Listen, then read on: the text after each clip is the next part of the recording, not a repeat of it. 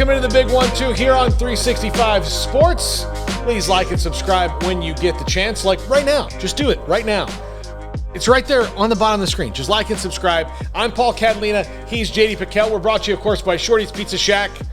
Great game day location. Great non-game day location. As a matter of fact, I'm thinking about ordering it tonight because I haven't had Shorty's in a while. It's been a few weeks, which is my Shorty's quotient is low. Yeah, so I've got to get back up. I love it. Yeah. So, and again, I'm going to throw this out, JD. I think the last football episode of the year we should record at Shorty's Pizza Shack. I would love that. I think that'd be awesome. Yeah, I think it'd be great. I love that it's already in motion too. Yeah, like it's going to happen. I wanted to ask you. I didn't want to just tell you because this is a democracy. This is, we're in this together. I appreciate that. I appreciate that. But no, I would never say no to that. Yeah, I think that would be fun for the last football one of the year, because we'll probably do some basketball stuff too. Sure. So, but for the last football one of the year, we'll be at Shorty's Pizza Shack. Big plate of wings, big pizzas, all those things loaded out. I may not contribute very much to that episode because my mouth will be continuously full throughout the duration. So, and Chalk Talk might be kind of greasy hands, but as long as we're okay with all those things, I'm so in for that. Yeah, absolutely. Okay, let's get to a recap of last week. A really interesting week in the Big 12, JD, and we'll start out with probably the most surprising win of the week, which was Baylor over Iowa State. Baylor going in, you knew that they were going to keep this close. I think everybody's prediction was they were going to keep it close, but Iowa State, being a more veteran team, having been there more often than this particular Baylor team, was going to be too much in the end. As a matter of fact, Baylor did just enough to ward that off. The second half wasn't great for Baylor. They made a couple mistakes, but they warded it all off and win the game. I'm super impressed with what Baylor was able to do, and not even playing their best game for 4 quarters. Yeah, they really, like you said, they didn't play their best game. I mean, they'd probably go out and could beat Iowa State by more. Now, Iowa State didn't play their best game either by any means. I was really surprised by Brock Purdy. I shouldn't say really surprised. I was a little taken back that Brock Purdy continued to underperform. Like, I've come on here and said, I don't think Brock Purdy is the guy that can win a football game for you, but he didn't have to win that football game for you because Breece Hall played pretty darn well. And so for Brock Purdy not to be able to compliment him in that game, you got to look at 15 and say, man, what are you doing? Because we should, like you said before the show started, on paper, Iowa State is a better team than Baylor. Just like top to bottom, more experienced, coach is more experienced. I wonder how much pressure Iowa State is feeling after having lost to Iowa, and they have this buzz of, okay, we're supposed to win the Big 12, we're supposed to challenge Oklahoma this year, and then they just maybe got too far ahead of themselves. It was a really strange game to see Baylor. I mean, strange more to see Iowa State just underperform the way they did. Yeah, absolutely. And it really throws into flux what we thought about the Big 12, which we'll talk about in the second segment, because the Big 12 is in flux based on what we thought. And it's not just in the middle. It's kind of top to middle. Mm-hmm. The bottom, I think, is working itself out the way that we thought it would maybe. I am a little bit surprised, though, at this next game. Texas and Texas Tech was an absolute boat race blowout. Casey Thompson's played really well since he came in the second half of the Arkansas game. Texas has continued to roll on offense, so the lights come on for him. I did not see 70-35 in this game, and I don't know if this says more about Texas or Texas Tech or maybe both. Matt Wells cannot be feeling good right now. You don't lose 70-35 to a team that beat you on a miracle play the year before and feel good about it, especially when the Wolves are already at your door a little bit for Matt Wells. But Texas really has started to has bounced back now twice. And then Rice, you can't really put as much weight in. But to beat a conference opponent this badly after that Arkansas loss, maybe we can't put our finger on Texas either. Right. Yeah, and Tyler Shuck's done for the year, it looks like. Broken collarbone, probably not coming back. If you're Matt Wells, you are sweating buckets. For Texas, have you found a quarterback? Like, dare I say, I don't know if Texas Tech is the sample size to where you're like, yes, we got our guy. But 70 points, I don't know if anybody predicted Texas to score 70 points against anybody this season. And Xavier Worthy came on in a big way, 3 touchdown receptions for him. Like, they got some pieces at Texas now. And I think with the Sark scheme, it looks like maybe it's clicking a little bit quicker than we thought it might. So if you can have a quarterback complement Bijan Robinson, got to keep an eye on Texas in this race, especially when they play Oklahoma. That's the game I have circled. Okay, how real is Texas? How legit is Texas? Actually, the game I have circled is TCU and Texas this week. That's the one I have circled because Texas have been so bad against TCU over the last, 9 years or whatever it is, 7-2, that TCU's played them to. TCU, though, coming off a loss to Tanner Mordecai and SMU. TCU's defense has got some problems, which I did not expect to this, but that is a rivalry game. Sonny Dykes has that wide-open offense. They did create turnovers, but that's kind of what's going to happen with Tanner Mordecai. He's going to throw 5 touchdowns. He's going to throw 2 or 3 picks. It's just what's going to happen. He's a bit of a gunslinger. But that's a tough loss for TCU, especially going into Texas week. Oh, 1,000%. And I think the biggest concern for me is if you're TCU, you had a whole week to prepare for that SMU offense. Like, you had a whole week off before you played SMU. Like, that was your one focus for 7 days straight. We're going to beat SMU. They come in, score 42 points on you at home. That is not a good look if you're TCU. And now I was kind of before that game saying, okay, TCU's going to catch their stride a little bit. That defense is maybe starting out slower than we thought, but they're still TCU. They'll still get it together. My money's with Gary Patterson because they had 32 points hung on them against Cal. And you get 42 points hung on you against SMU. I'm starting to worry about this TCU defense. We know what they have in Zach Evans. We think we have a somewhat reasonable gauge on Max Duggan, but this defense, to be the Achilles heel, I didn't see that coming. No, and look, Gary Patterson, 2 teams that he always has special tricks up his sleeve are Texas and Baylor. Yep. He's going to, those teams get his goat more than anyone else.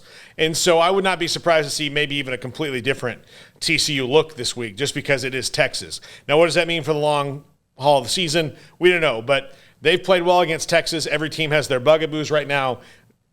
TCU is one of Texas's teams that they can't beat.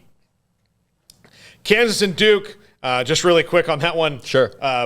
Kansas scored some points. Good for them. They gave up a lot of points. Bad for them. That's what's going to be Kansas and Duke. 52-33.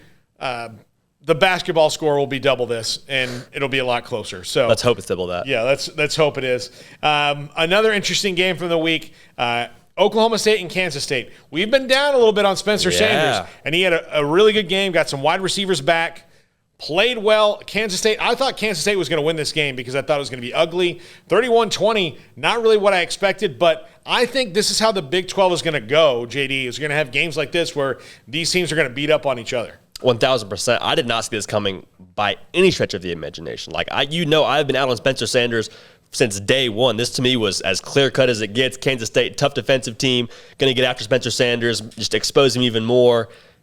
Throws for 344, 2 touchdowns, like wills them to a victory. And then also 123 yards from their running back. Like, don't look now, Oklahoma State's undefeated, a number 19 team in the AP poll. Like, they're looking pretty solid right now. So I think you're right. I think there will be a little bit of a give and take each week. I'm waiting for the cream to rise to the crop. I don't know that necessarily has shown us for sure who they all are yet. But Oklahoma State, to get a win like this, now it was at home, but still a respectable win against a team like Kansas State. Yeah. If it's in Manhattan, I don't know if they're able to win the way they did. But still, I mean, a great win nonetheless. And, of course, maybe the most befuddling win of the week for everybody, Oklahoma 16, West Virginia 13. West Virginia does not have what Oklahoma has. No. But something's going on at Oklahoma that they have not.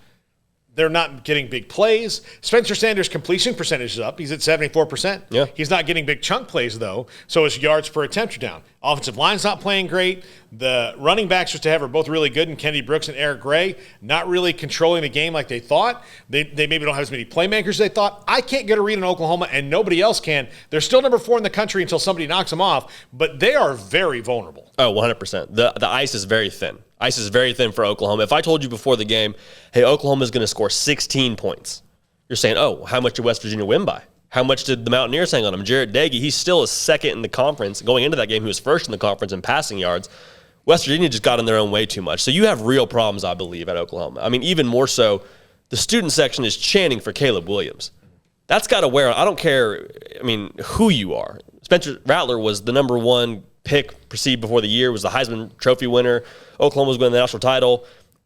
And now for them to come back down to earth and to have them chanting for your backup, who's a true freshman, that's super concerning if you're Oklahoma right now. I don't know exactly what their remedy is. I don't know if they're, like you said, nobody really can put a finger on it just yet. And, I mean, to be fair, they haven't lost, like you mentioned. They haven't totally broken the ceiling just yet. So I'm interested to see how will Spencer Rattler respond with his back against the wall, because we saw him a year ago get benched and play substantially better than he did. So now the student section is chanting for your backup.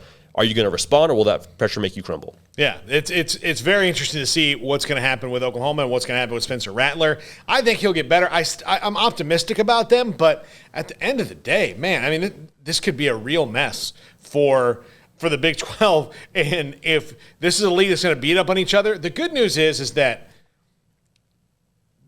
the SEC has 2 really good teams, maybe 3. If Ole Miss is for real, we'll see. Arkansas. Arkansas. Yeah. I think Arkansas might get beat up by a team that's deeper than them, like Georgia. Down the line. I don't think that they're going to lose many games. I think they're a really well coached team, so they might come back to the pack a little bit. When you talk about the national scene, ACC is terrible. Yeah. The Pac-12 has Oregon and a bunch of ugh. Yeah. The Big Ten, has some teams that, has some bloody knuckles and will fight you, like Penn State and Iowa. Michigan State's good. Michigan State's good. Michigan looks like they're better. But, again, I think that conference is going to eat itself up a little bit too.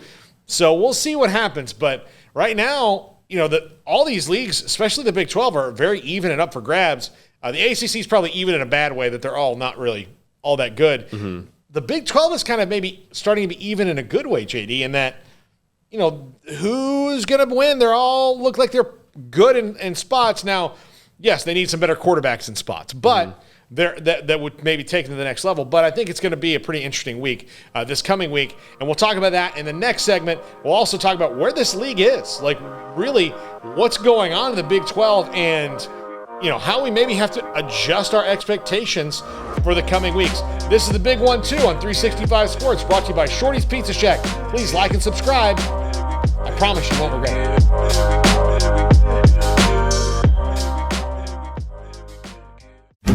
Shorty's Pizza Shack at 12th and Bagby is a homegrown, family-owned and operated must-visit pizza place in Waco. Fantastic pizza by the slice, or get the whole pie to share. Great happy hour specials every single day, and it's not just pizza. Great wings. You have to try the Sikkim sauce, chili cheese fries, pizza pillows, and more. Dine in for a great hangout or carry-out. Order online at shortyspizzashack.com, or do yourself a favor and bring your crew to the restaurant at 12th and Bagby. Shorty's Pizza Shack. Tell them Paul sent you by.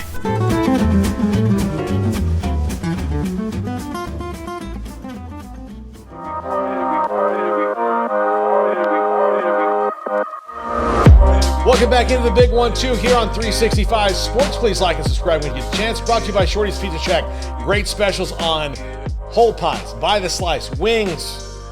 Great happy hour specials. Jack McKenzie knows them all by heart. I promise you, he knows every happy hour special by heart by the day of the week. He knows it.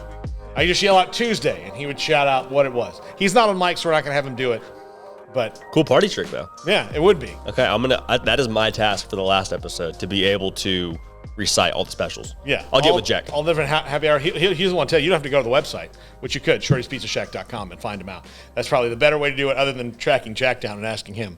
You can just ask Shorty's themselves. Yeah, that's a good point. But either way, you can have Jack coach you up. All right, JD, we talked in the last segment about this league and where it is right now, and it's an interesting place. Mm-hmm. I think everybody before the year thought this is Oklahoma and Iowa State to fight this thing out, and Oklahoma's really good. They're going to do really good things, and everybody else will be kind of playing for however it shakes out. And Iowa State is so built. They've got all these starters back. They're ready to go. If not now, when for Iowa State? I think Iowa State fans are asking, why not now? Why has this not finally happened? They lose to Iowa, and then they lost to Baylor. Mm-hmm. Baylor, 2-7 last year. All they needed was not to have COVID. Yep. And to have an offensive scheme and staff that was all on the same page, and it's worked out well for them, 4-0 so far and into the rankings. Mm-hmm. TCU, struggling on defense. I mean, there's so many different things that are going on in this league. I think that right now, I still think Oklahoma is the team to beat until somebody proves otherwise, but they're vulnerable.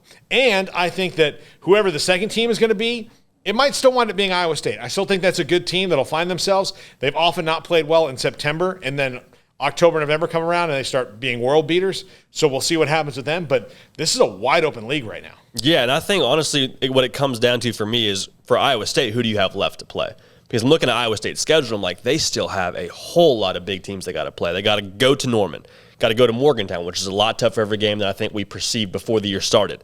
And they have to play Texas, who just decided they want to play offense now. So there's a lot of things for Iowa State where I'm like, man, I probably see 2 to 3 more losses like when it's all said and done on your record.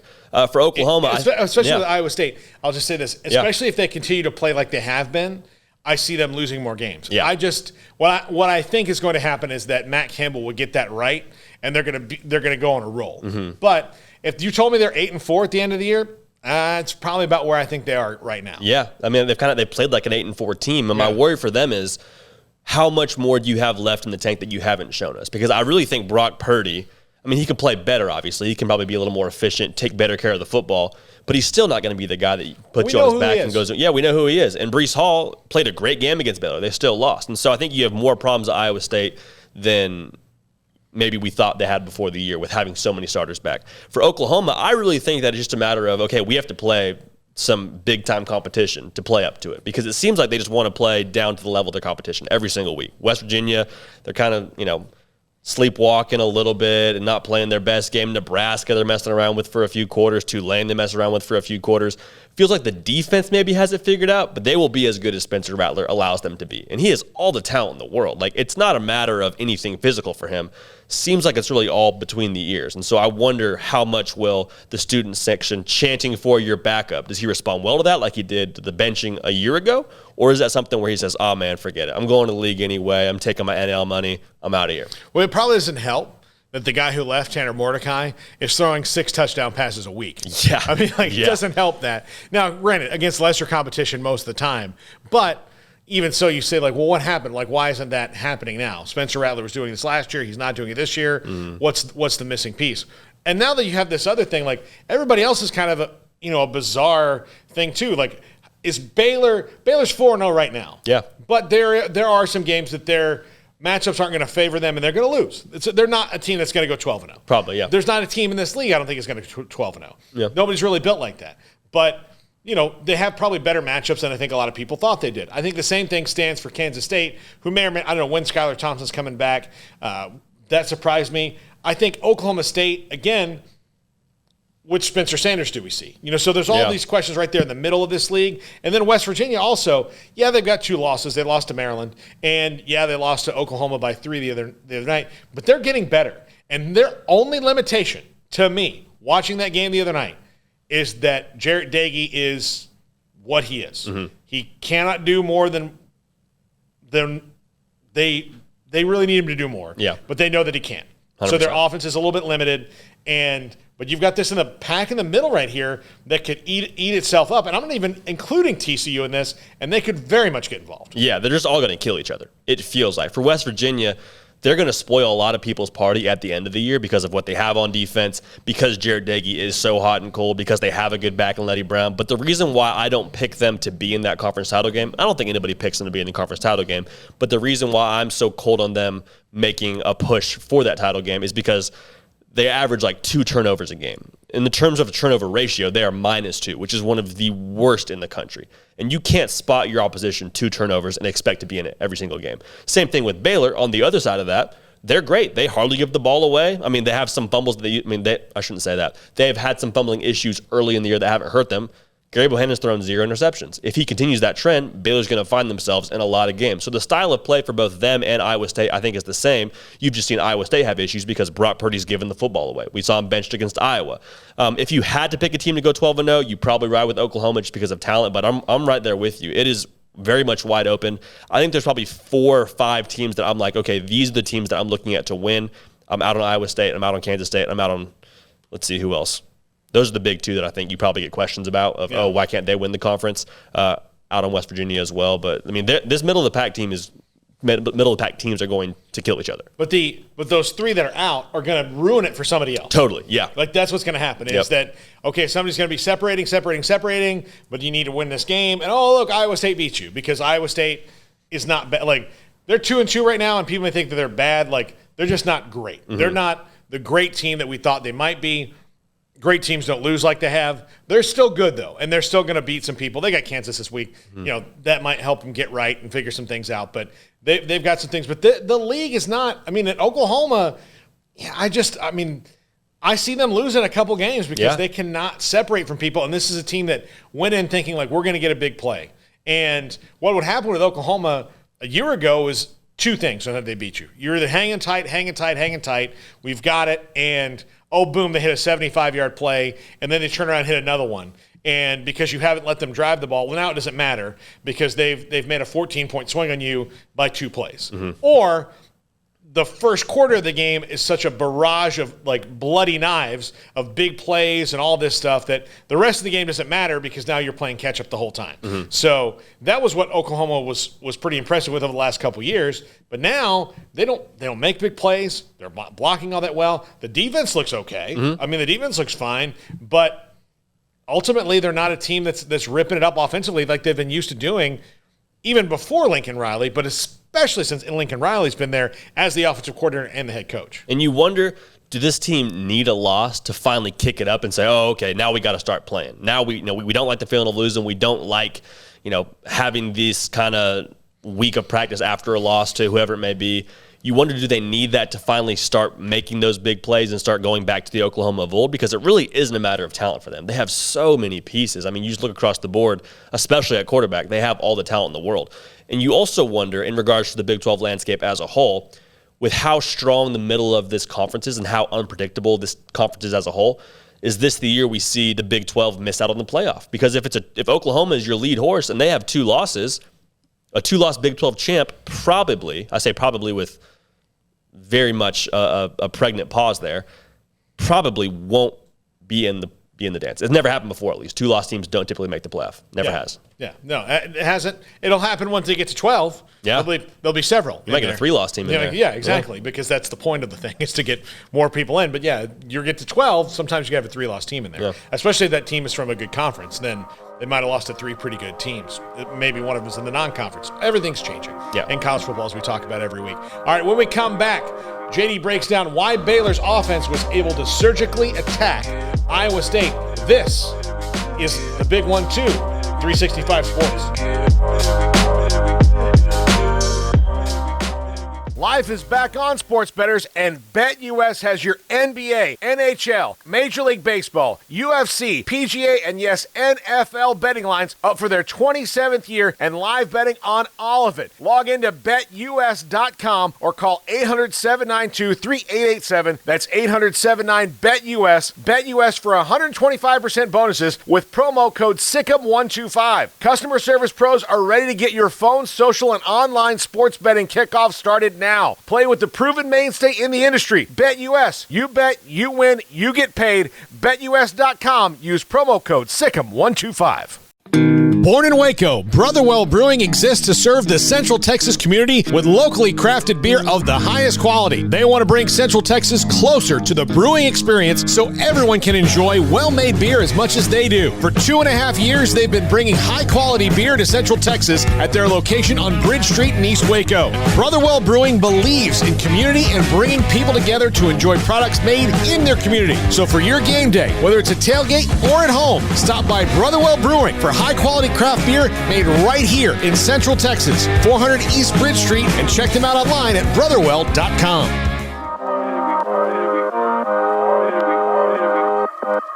Welcome back into the Big 1-2 here on 365 Sports. Please like and subscribe when you do. Of course, we're brought to you by Shorty's Pizza Shack. Great day. Great place for game day atmosphere at Shorty's Pizza Shack. If you're going to go here in Waco and watch Baylor Oklahoma State this weekend, great place to go hang out, watch the game, get some pizza, some wings, some great stuff. JD Piquel has Chalk Talk now. And JD, we're talking Baylor and Iowa State and how Baylor was able to kind of at times surgically move the ball and defeat Iowa State. Yeah, I think you hit it right on the head. It was surgical. There wasn't a huge offensive production from Baylor, but they did enough at the right time to be able to win the game. So one of the main things that we heard about going into the season was, all right, the wide zone offense. And everyone's like, yeah, the wide zone.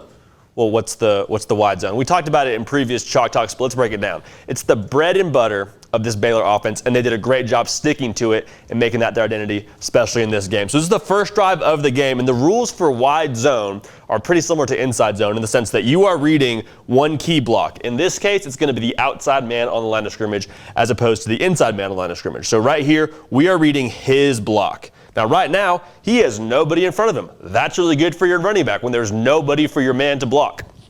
We'll watch it unfold. Takes his steps. He gets a clean path right on up. So that becomes his next block. This is his next read right here. falls off, that's his next read. He is reading him. If he runs outside, put a foot in the ground, get up in there. If he stays inside like he does right now, we'll just ride it. You call it riding the wave. You just ride your blocks all the way outside, run to daylight. Great job right here. Falls off, finish the run, fall forward. Bad spot there. That should be a first down. It wasn't. Now this is a great look because now this is the end man on the line of scrimmage. So we are reading him. Your tackle is coming out here. He's picking up here. He's picking up here. He's picking up here. He's coming down here. So what happens is he drops off into pass coverage. So he's looking like he's going to blitz, drops out right away. And again, it's phenomenal when your lead blocker has nobody to block. So he follows him out. We're already getting spotted yardage. I want to make sure we run that again. Again, he's our block. He's back right away. Follow him. You're following him. So this is now, he's what, 3 yards off the ball? 3 yards. It's a free 3 yards for your running back. And Abram Smith's getting ahead of steam coming right here. What I love about Abram Smith, he doesn't have any let up. There's no hesitation. There's no pitter patter in the hole. He is full go all the time, which is what you need to have in this kind of offense. A decisive runner. Abram Smith does that really well, which is, I think, a reason for a lot of his success so far this year. Well, it's actually the reason Treston Ebner's been a lot better as well, is that he's learned to put his shoulder into somebody. He's not dancing in the hole. He's committing and he's going. That's what he's doing. And Abram Smith might have taught him how to do that. Really, if you watch him in practice enough, you go, oh, look what he's doing. He's not indecisive. He's like, this is where I'm going. Good luck if you can stop me. And that's how their run works. And the blocking scheme makes it so easy for them to do it when it's executed. Yeah, 100%. Because Treston Ebner is so great in space. He can make you miss. But in this offense, it's not a make you miss kind of offense. It's get downhill. Once you get to that second and third level, now we can shake and bake a little bit more. But for the sake of this offense, get going in a hurry.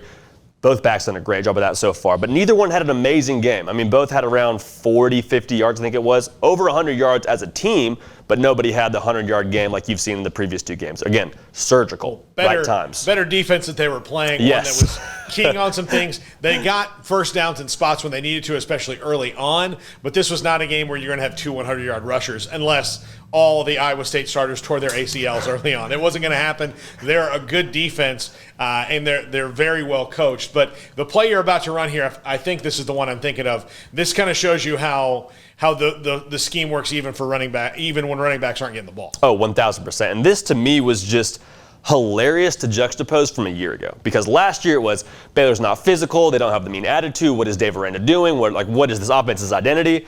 Right here you see 3 huge blocks downfield. And these are just program culture-defining plays. And so right here, you're an empty set, which typically means pass. Instead, they just run quarterback power out of it. So you're going to have what's called a pin-pull blocking scheme. So here's your pin right here. He's pinning down. He's pulling out. He's pulling out. So what these two pulling, both tackle and guard, are going to do is basically hit the first thing that shows. So you're just looking for another color when you get outside. So watch. She does a great job of pinning right here. I believe it's Drake Dabney. Boom. This will get the play started. This will get the play started. Now he's coming off here. He's coming off here. Again, first thing that shows. Look at him get downfield. First of all, he dominates his man right here. He does exactly what he does, takes him out of the play. Boom. Take him out of the play, Xavier Newman. Good job. I love this block by Connor Galvin because this tells me how far Baylor has come as not only an offensive line, but as a program. He finishes this block well into the end zone. So he's down. Look at this. Boom. Pushed him over into the paint. Easy. Easy. When you're able to get that kind of movement, especially in the end zone, or in the red zone, I should say, where the opposition knows you're probably going to run the football. And that was an empty set, so maybe a different look for Iowa State. But you know what's coming for Iowa State. You know they're going to try and be physical and out-muscle you. So for Baylor to out-Iowa State, it's a good sign. Well, yeah, and Gary Bohannon didn't even get close to getting touched. And the other thing is Connor Galvin, even though he's the best one on the line, last year he probably doesn't get to that guy. The defender probably gets to the goal line, and Baylor's got all of a sudden they're at the 2-yard line as opposed to scoring because somebody made a really athletic play because Baylor couldn't get there. You can see the difference that they've gone through. Absolutely. Absolutely. Another thing we talked about, window dressing. This Baylor offense is going to kind of make your eyes go all over the place as a defender, which is tough because you want to trust your keys. And so when they put other things next to your keys, your eyes start to get undisciplined, which makes you fit the play wrong. So right here, Baylor essentially is drawing up 3 different plays. You have outside zone footwork, so all your linemen are going to take a step to the outside zone. You have a play action here, a play action read. You got your tight end coming on a play action route, and then you have a buck block inside zone blocking scheme from your other tight end. So you have 3 different things. So as a defender, you're like, what is going on? What are they running? It's really an inside zone with a bunch of different moving pieces. So watch. First step, we're all running in outside zone, outside zone, outside zone. So all these defenders are flowing, trying to get to the outside hip, trying not to be outside. Here, he's flying down because he thinks this is play action going to my man out here, Ben Sims. Gary Bohannon is going to roll out and keep that same action. What's really happening, again, inside zone block right here. Everyone's fitting it that which way and the other. First down. And this is the exact same play. And you love to see Baylor running consistent plays, like kind of getting to know what this team is trying to do offensively. Because last year it was, why are we going sideways? Why is it going backwards? What is going on? We threw the ball 40 times last game. This next game we ran the ball 20 times. Like, what's the identity offensively? Some consistency here. Same exact play, window dressing. He's out here for R.J. Sneed. He's inside zone blocking, outside zone footwork. They fit it completely wrong. Same thing happens. Treston Ebner, fall forward, pick up some big yards. And then off of that, you got the play action. And the fact that Baylor is so committed to running the football allows them to get some more favorable secondary looks. So right here, you got man. Man up here, man down here. And then they're going to do what's called a bracket coverage on Ben Sims. So Ben Sims is coming up the seam. This linebacker is going to carry him out. And then these 2 safeties are going to just kind of double coverage essentially. What happens is he sneaks up and tries to play the run off the play action. And you got one-on-one with Tyquan Thornton. So watch. Boom, he's up. That play action got him. They're bracketed up here. You don't want to go there with the football, Gary Bohannon. One-on-one. Can your guy win? And he doesn't exactly win this route, but Gary Bohannon drops a dime, like an NFL kind of throw, back shoulder, 20, 30 yards downfield. Only his man can get it. That's beautiful. That's absolutely beautiful. And same thing here. Oh, sorry, Paul, I cut you off. What were you going to say? No. I was just going to say that the way that they are committing to different things, and it looks, the thing that's hard for the defense, and you mentioned this, the blocking looks the same every single time. Mm-hmm. You know, it looks the same every single time. So you're kind of guessing where they're going to go, but because the running back or whoever is given one move or one permission to change up things, whether no matter what's coming, a run or a pass, it's hard for the defender to go, okay, I know what's coming now. Yeah, 100%, 1,000%. Also, the pass game has taken a lot of next steps. Right here, you got 3 levels. He's intermediate, he's short, he's a little bit deeper. So this safety back here, his eyes get all confused because he's like, oh, do I have to trigger up on that in-breaking route? Leaves Ben Sims wide open deep. Not a lot to chalk up here. Boom. Look at the safety. He's in oh darn it mode right here. Anytime you're a couple yards behind a guy who's you're not slower than, means your eyes got confused. Touchdown. And this isn't a lot to chuck up on this next play, but this is just a culture-defining play. Similar to the power quarterback run that Gary Bohannon had in the red zone, this is just something that tells me a lot about what's going on inside the locker room at Baylor. So we'll look at this here. He's got an intermediate route. He's got a short route. We're trying to put him in a bind. That's not really what this is about. Had a coach tell me, hey, always find a way to be around the ball. Great players, guys that love football, they find a way to be around the ball because they're going to be opportunistic. When that ball does pop out, they're picking it up and they're running with it, or you're saving your team by jumping on a fumble that's loose and putting your team in a good position as opposed to giving up a turnover. So right here, R.J. Sneed has got the football. Ball pops loose. Tyquan Thornton.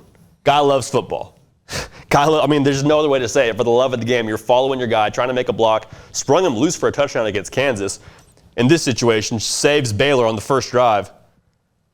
Not a touchdown, set up a huge touchdown run. And that just tells me, okay, a lot of the things that you coach, like you can have bigger guys, you can have stronger guys, you can have faster guys, but when you make effort plays like that, those are the differences in 2-point ball games. Yeah, and that play wasn't happening last year.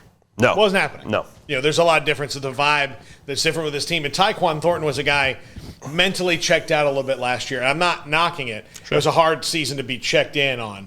But you can tell there's a complete difference in his game. And I credit it all to this offense. It's something that, he had a fantastic touchdown catch in this game as well. And one he wouldn't even have the opportunity to make last year. 1,000%. 1,000%. The culture of this team is light years better than it was a season ago. For that reason, Baylor's making some noise in the Big 12 and winning games like this against 14th-ranked Iowa State. So the Bears are in good position.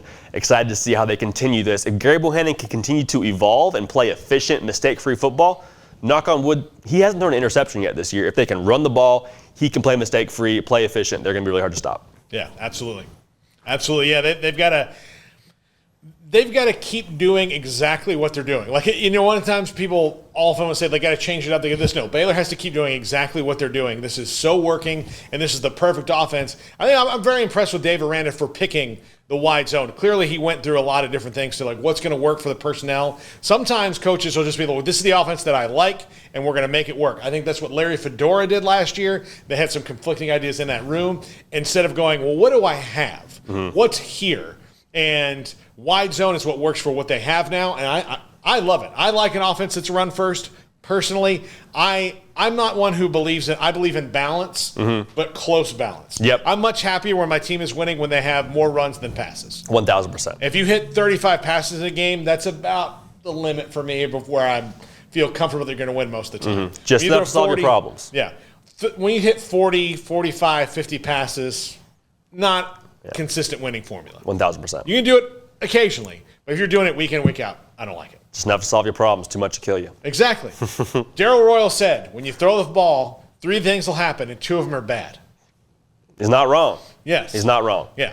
One's okay bad. The other one's really bad. Won't lose you some football games bad. Exactly. Yep. Exactly. Well, thanks for watching the Big 1-2 tonight. That's going to do it for us. We're back again, of course, at this time next week. Please check out our picks that'll drop on Friday. Thanks to Shorty's Pizza Shack. And please like and subscribe to our channel here and CFB with JD on 360. That's the channel, right? The channel, I got it right. Yeah. First time out. CFB with JD. Like and subscribe to that one, too. If you don't, a Kardashian will be elected president. I promise you this.